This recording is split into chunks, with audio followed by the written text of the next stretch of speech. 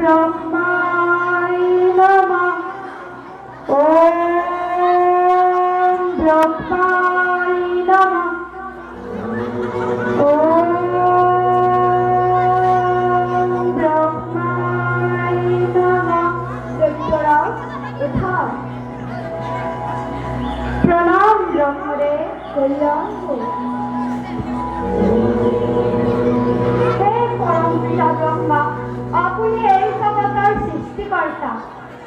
আপুনি আদি আৰু আপুনি অন্ত, আপুনি আৰম্ভ আৰু আপুনি শেষ।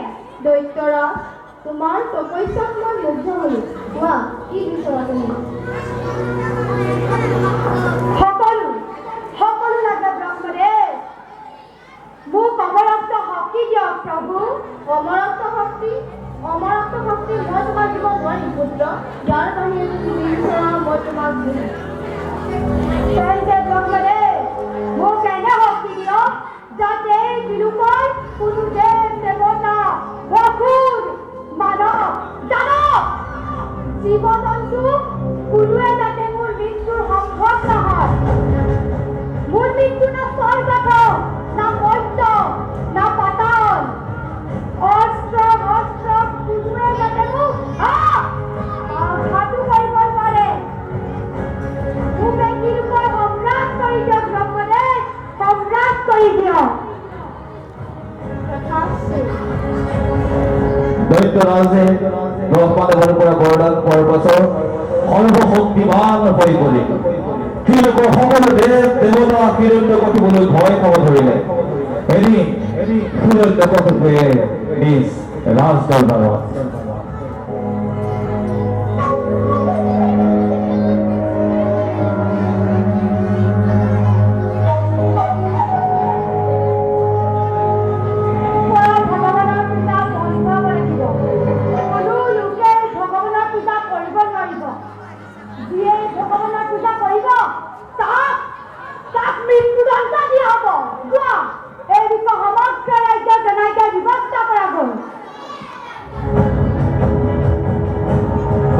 সমগ্ৰ ৰাজ্যতে এই কথা জনাই দিয়ে ৰাজ্যৰ সকলো প্ৰজাই ভয় খাব ধৰিলে।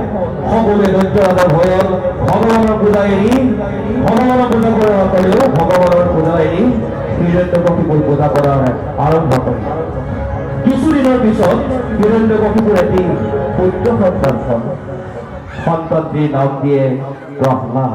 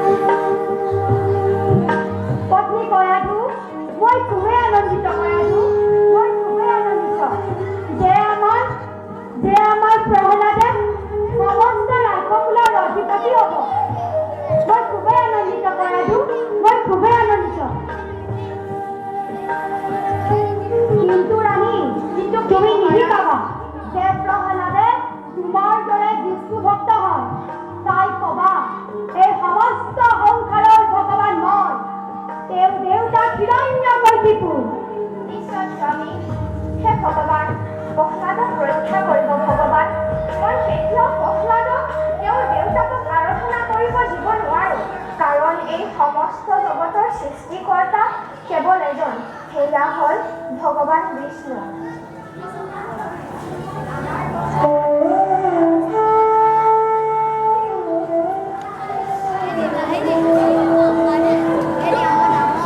প্ৰহ্লাদ লাহে লাহে ডাঙৰ হয়। এদিন দৈত্যৰাজ হিৰণ্যকশিপুৰ ৰাজ্য দুজনমান ব্ৰাহ্মণে বিষ্ণু তথা অন্য ভগৱানক আৰাধনা কৰা দেখি চিপাহী তথা মন্ত্ৰীসকলে ব্ৰাহ্মণ কেইজনক ৰাজপ্ৰসাদলৈ লৈ আনে।